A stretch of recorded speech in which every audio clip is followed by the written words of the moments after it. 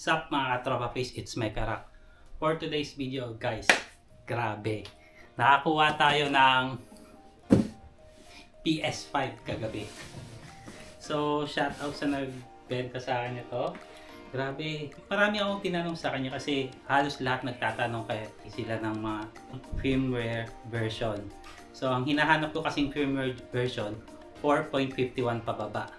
So ang huling laro nung seller is January 3. Hindi ko alam kung nasa 4.51 something pa siya or baka naka-auto update, kaya bahala na, sinacrifice ko na talaga yung lahat-lahat.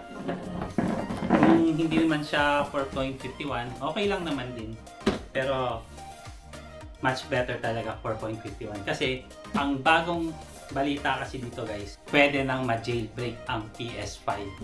Ayusin ko lang guys, set up ko lang siya, tingnan natin kung pwede ba siyang ma-jailbreak. Pag-experimentuhan ko lang din yung PS5 na to kasi ayun, gusto mong malaman kung talagang legit na ang PS5 jailbreak. Siyempre, kapag naka-jailbreak ang PS5 natin, di ba? Hindi ka nabibili ng mga latest games. Magda-download ka na lang.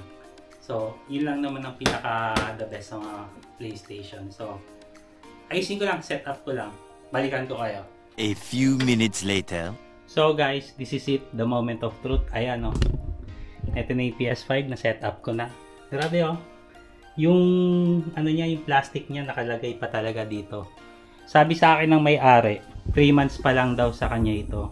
Bago pa, hindi talaga niya masyadong gamit. Kasi sinabi niya sa akin na, ayun nga, masyadong busy siya sa trabaho.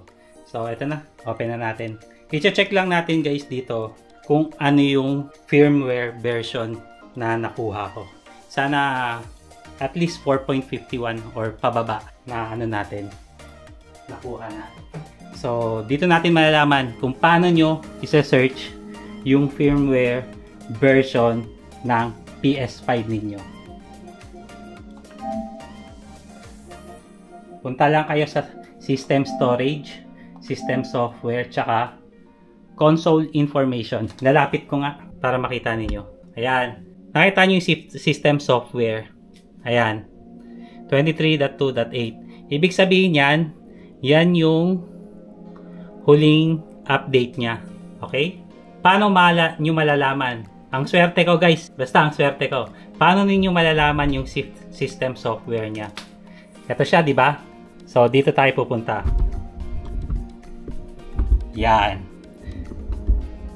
Makikita nyo yung ano, makikita nyo yung swerte ko.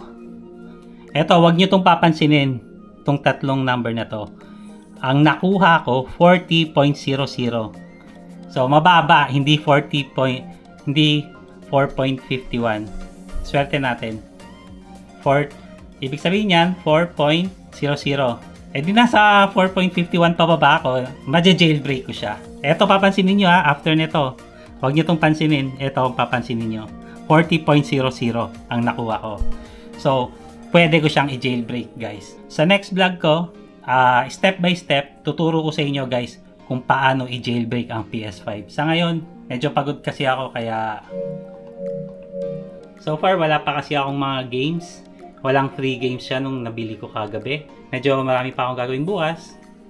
So sa susunod na araw, step by step tuturo ko sa inyo kung paano i-jailbreak ang PS5. So yun lang muna guys. Tandaan niyo kung paano niyo malalaman ang firmware version na andon, yung nakalagay doon na ano, okay? So this is it guys. Hope na natutunan kayo. Hope na nakatulong tong video ko sa inyo. So see you on my next vlog.